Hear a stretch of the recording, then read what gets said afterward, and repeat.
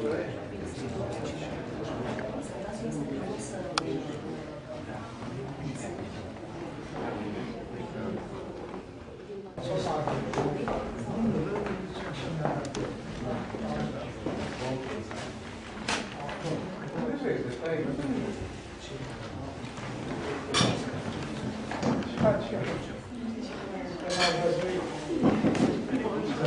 că ai copilat și mare,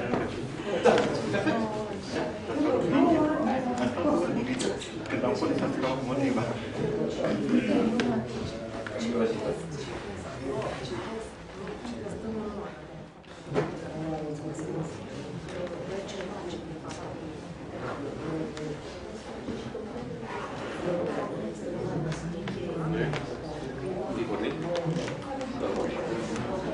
Da, poftiți, poftiți. Vreau să începem să ne respectăm programul, mai ales că avem și public.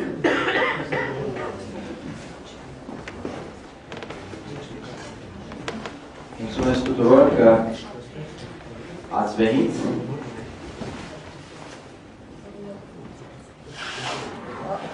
Așa că, stimați colegi și onorată asistență, astăzi este ziua Asociației Scriitorilor din București la Uniunea Scriitorilor. Pentru cei care nu știu, Asociația Scriitorilor din București este una dintre filialele Uniunii Scriitorilor din România, în număr de 16, și anume cea mai mare dintre ele. Pentru cei care nu mă cunosc, eu sunt Horia Grebear, președintele acestei filiale. Am plăcerea să o am alături de mine pe doamna Lucia Verona, vicepreședintele filialei, și numeroși colegi din București și din Alexandria și Roșiori, colegii de la reprezentanța viitoare, în curs de constituire, reprezentanță sud a filialei Scriitorilor din București. Am pregătit un program care sper să vă placă și să ne despărțim în felul acesta, înainte de vacanța de iarnă, să reușim să intrăm în sărbători după acest eveniment. Clubul Dramaturgilor s-a desfășurat în fiecare lună. Din păcate, în toamnă l-am pierdut pe inițiatorul și sufletul acestui club al dramaturgilor, domnul Mircea Ghițulescu. Dar clubul a continuat să se desfășoare. Clubul de proză de la muzeu, coordonat de domnul Instant, președintele secției de proză, a continuat să se desfășoare. Dan Mircea Cipariu și-a continuat la secția de poezie lecturile de poezie.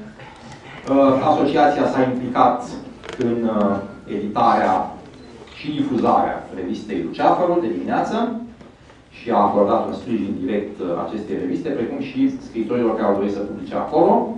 Am dat cu mare succes mediatic premiile Asociației Scriitorilor din București într-o ceremonie care a fost foarte frumoasă și plăcută. Au fost recompensați scriitori foarte valoroși. Secția de critică a avut și ea reprezentanții săi în diferite jurii și ei cred că și-au făcut datoria bine. Avem din nou reprezentanți în juriul de nominalizări din acest an. Și în juriul mare. Și în juriul mare. Din păcate, doar un reprezentant, mi se pare puțin. Dar așa a mers votul colegilor din Consiliu. Am participat la diverse jurii, la diverse festivaluri, la lansări de carte sub egida asociației. Am donat numeroase volume unor școli generale și licee. Eu am ținut mai multe conferințe și alți colegi de asemenea la Uniunea Scriitorilor sau în licee, la biblioteci, în diverse locuri. Una dintre ele foarte plăcută a fost o lectură la Alexandria, la biblioteca din Alexandria, nu aia mitologică. Iată, domnul vicepreședinte Gabriel Chifu, că eu o să-i dau imediat cuvântul să ne spună un mesaj din partea conducerii Uniunii Scriitorilor din România. Deci, toate aceste lucruri, cu toate dificultățile materiale, dar cu sprijinul unor sponsori, cu sprijinul Uniunii Scriitorilor, am putut să derulăm totuși destule programe culturale comune, dincolo de opera pe care fiecare dintre dumneavoastră a publicat-o și chiar în anul 2010 și în domeniul poeziei, dar mai ales în al prozei, au apărut lucrări de mare valoare ale unor membri ai asociației noastre, precum și traduceri foarte importante.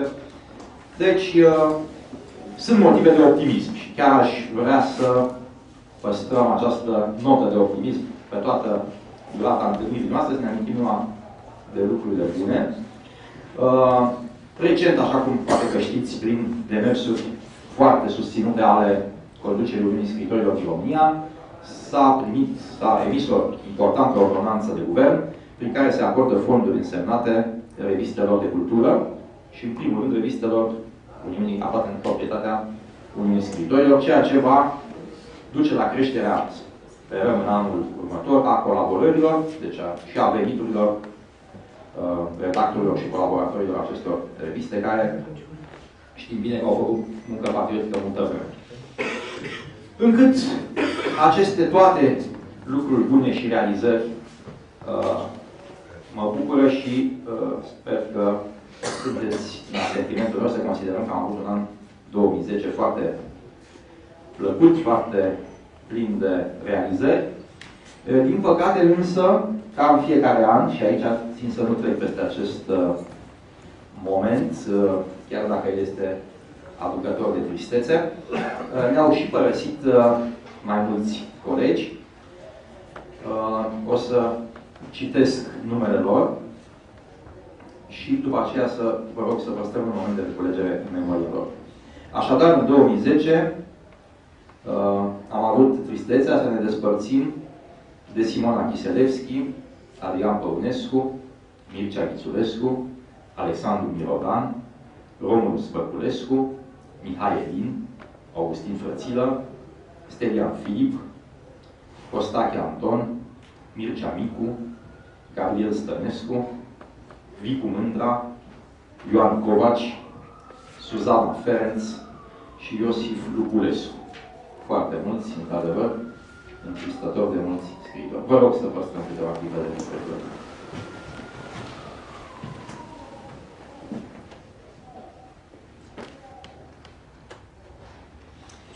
Vă mulțumesc. Dumnezeu să ierte. Și acum vreau să rog pe domnul vicepreședinte Gabriel Chifu, vicepreședintele nostru pentru problemele interne ale filialelor din Uniune, să ne transmită gândurile domniei sale cu acest festiv prilej. Mulțumesc, domnule Trâmbea.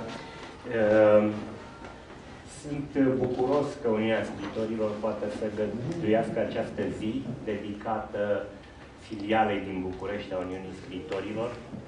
Este evident cea mai importantă filială a Uniunii Scriitorilor și este, a zice, aici urma unei casete în care se păstrează bijuterii rare.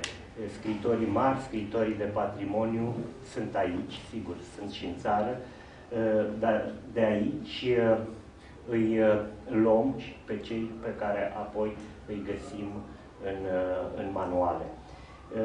Încercăm să facem o tradiție din această reuniune de final de an, când scriitori bucureșteni să citească în fața publicului. Sperăm să fie un public și fiindcă mesajul nostru se pierde dacă nu are un emițător și un receptor, și sperăm așadar această tradiție să prindă rădăcini. Vă urez succes. Maratonul acesta va dovedi, sunt sigur, numele alese, va dovedi substanța acestei filiale. Mulțumesc foarte mult!